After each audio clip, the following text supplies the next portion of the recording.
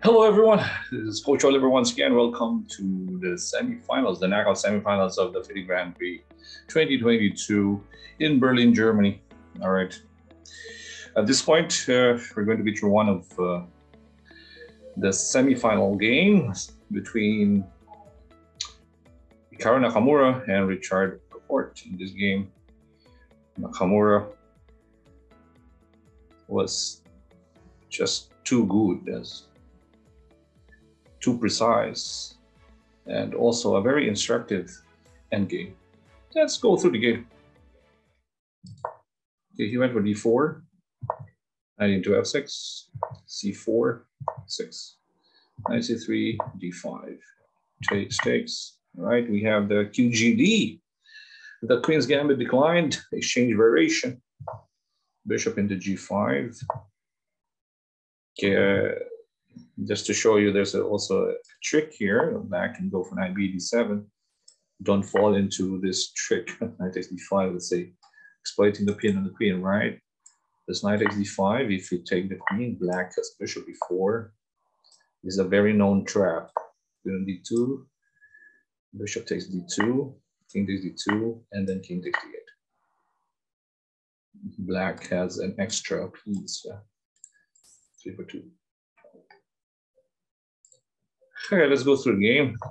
Queen c2, b7, e3, knight b7, bishop d3. There's this resembles this pawn structure. Pawn structure is called the Carlsbad, right? This is the Carlsbad structure. Yeah. Okay, so knight into h5, takes into e7, queen takes e7. Castles queen side. Okay, another way here for some players is to go for, let's say, knight ge2 if the opponent plays g6. If you want to castle king side, you can also castle king side here. Castle king side. Some players would go for rook to b1, a5, a3, yes. Then rook e8, b4. We call this one the minority attack. Yeah. The minority attack on the queen side. This is one for these 2 pawns with the b5. Okay, black can go for b5, knight to b6, and then knight to c4. Knight to c4. Nakamura went for castles queen side, knight into b6, h3, g6, knight into f3. Normal developing move, developing his last piece. Knight g7. Okay, black probably is threatening f5, yeah, or just f6 is maneuver the knight. Okay, in the game it was a maneuver to e8 to d6. The g4, bishop e6, knight e2, castles. This is an old line. Kasparov played this game against Mislov. So Gary Kasparov. Okay, in that game, Kasparov went for knight f4, bishop into e2, knight into d2, h4, knight into b3, knight e4, bishop f3, f5. And they drew. That was back in the 80s, yeah. Okay, in this game, Nakamura went for king b1. King also goes to b8, rook c1. This is a semi-open file. The semi-open C file, knight into e8, threatening knight to d6, right? Attack the c4 square. You have 2 knights going to c4, outpost. Knight into f4, knight d6. I like the dynamics here. Black's knights are going to the king on b1, while the white's knights on the king side here, threatening this bishop, potentially with knight g5 later in the game. So both knights are on opposite directions. a4, okay, threatening a5, and then a6. Knight bc4, protecting a5. A5 still. Well, let's A very nice pawn sacrifice here by Nakamura. In the game, Rapport went for queen b4. Let's take a look at knight takes pawn. What if Rapport accepts the sacrifice on a5? I believe Nakamura will go for queen c5 here. Queen takes c5. D takes on c5. Okay, the knight has three options, by the way. Maybe 4, 1, 2, 3, 4. Now let's take a look at knight c4. If the knight goes to c4, then king c2, taking away b3, b4 is coming, right? If you go b5, for example, b3. So the knight is almost trapped, okay? Because if you play a knight into a3, this king b2, you go b4, bishop into a6, the knight goes to d3, takes that b4. This knight is a bit of a problem. The knight on a5 is also a problem. Knight on the rim, yeah. So that's for after knight takes a5, d takes e5, if knight c4. If the knight goes back to d7, then there's b4. Knight goes to c4, takes on c4, takes on c4. And then this pressure with the two knights on the bishop. After takes, there's also takes on c4. I guess this favors white. Yeah. The bishop could not go to d5 because knight takes d5. There's also a double attack on the two rooks after knight takes d5. That was a nice pawn sacrifice by Naka. And then queen b4, nice counterattack. Pin on the king, threatening knight a3. Queen c3, protecting the a3 square. Takes on a5, takes on a5, knight takes a5. On knight g5, this was Naka's main plan. The queen moves away from the e7 square, the knight can jump to g5. Earlier, the knight cannot jump with the queen on e7 because this queen takes g5. All right, now the two knights are attacking e6. In the game, Rapport went for rook f8. Now let's take a look at rook e8, protecting the bishop on e6. We have knight f takes e6, pawn takes on e6, then knight takes h7. Now this creates a material imbalance where white gets 2 pawns plus the exchange for 2 minor pieces. Yep. And this gives white so much, and especially that these are connected pawns. Takes on h7, takes on h7, and then g5. Hard to stop. The two knights are far away from the king side. Yeah. Okay, so let's go through rook f8. Bishop takes g6. Nakamura is just so good tactically. Yeah, he has this good tactical eye. Knight into b3. Knight takes e6, takes on e6, knight takes h7. Okay, here's an interesting move here by Rapport. He went for rook g8 to win the exchange probably on c1, but at the expense of the pawns. Now here he could go for rook f2. Yeah. Rook c2, you don't need to exchange the rooks. You can go knight d2. Again, if Nakamura plays king c1, this knight goes c4. Yeah. With the activity of the knight, the pawn cannot go b3. There is knight takes to b3. And I think this is better than what happened in the game. So with rook into g8, bishop d3 takes, yes. Rook g7, knight f6, rook f7, g5. Here, black was forced to take the knight, or else this pawn just goes all the way. Right? These 2 pawns, yeah. So he has to give back the exchange on f6, but then we have this most dangerous outside pass pawn, the OPP. Okay, pass pawn must be pushed. Rook h6, a passive rook on h6.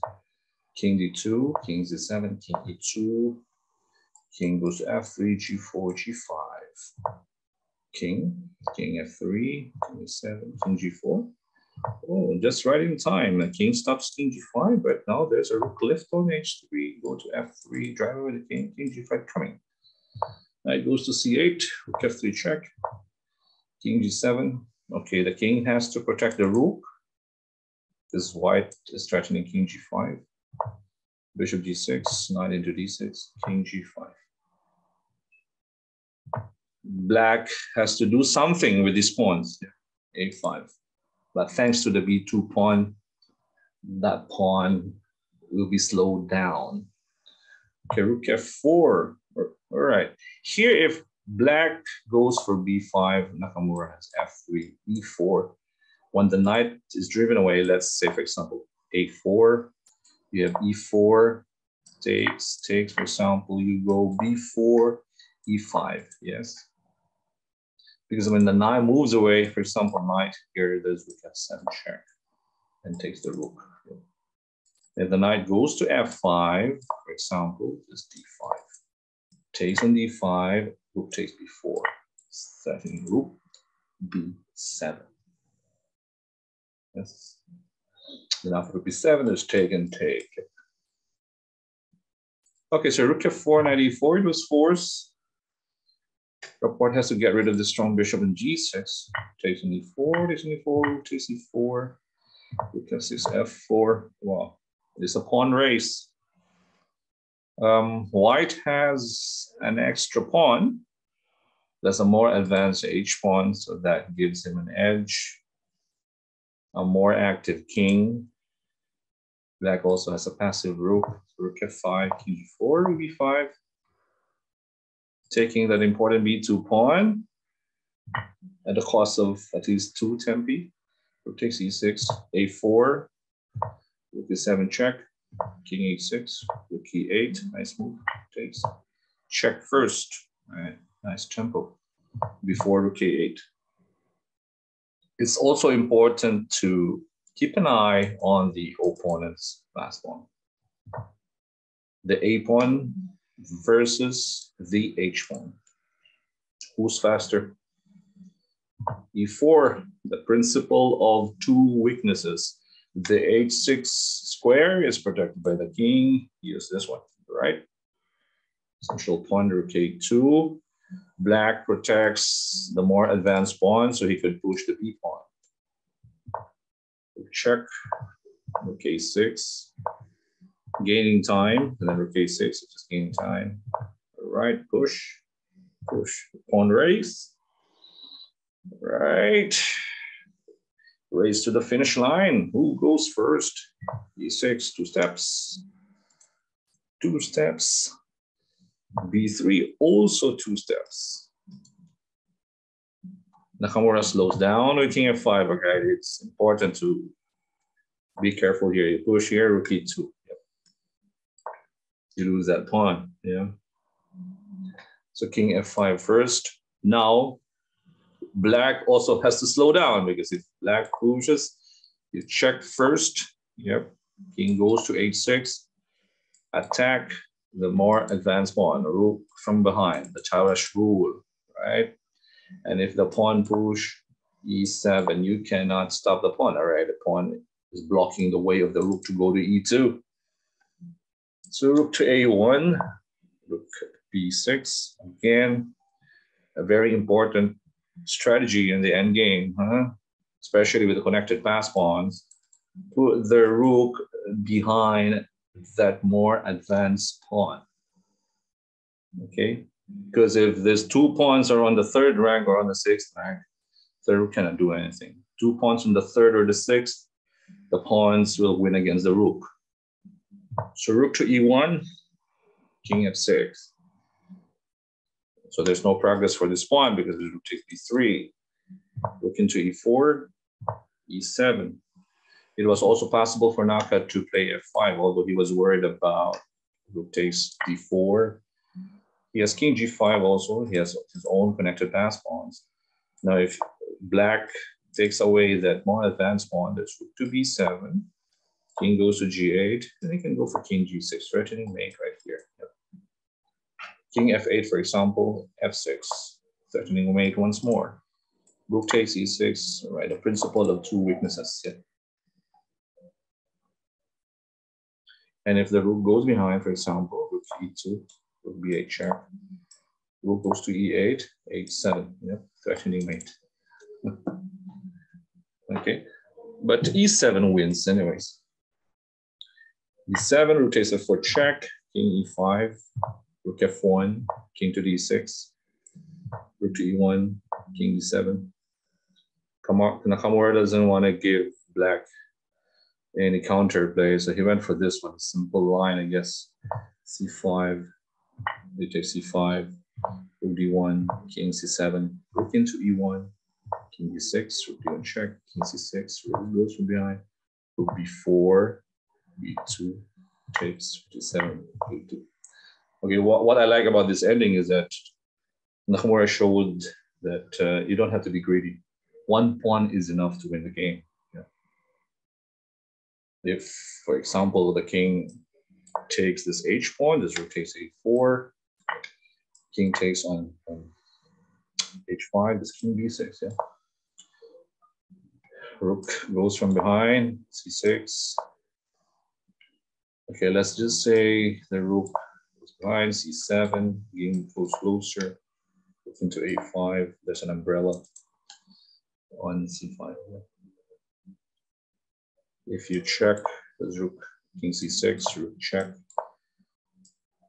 right, c5. The Lucina, the umbrella, and you can promote the pawn on c8. All right, that was a nice combination of tactics and strategy. That's why Nakamura is one of the top players in the world.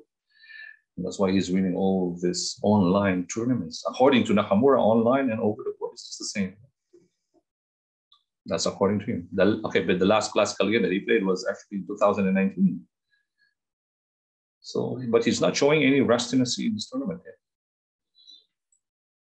Well, Nakamura also playing without pressure, right? Because he's earning a lot online. He is under contract with esports.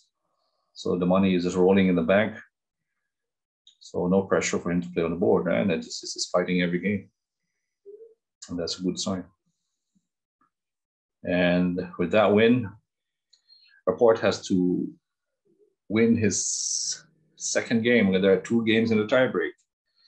2 classical games. Yeah. So if Laporte wants to go into another tiebreak, then he has to win his game tomorrow. If not, then Nakamura goes to the finals. And that's about with this game. Then in our next video, we will discuss the other game, the other semifinals between Levan Aronian and Linier Dominguez. Thank you guys for watching. Thank you for supporting Tri-Smash Chess on our Facebook and YouTube channels. This is Coach Oliver. Stay safe, everyone. Bye-bye.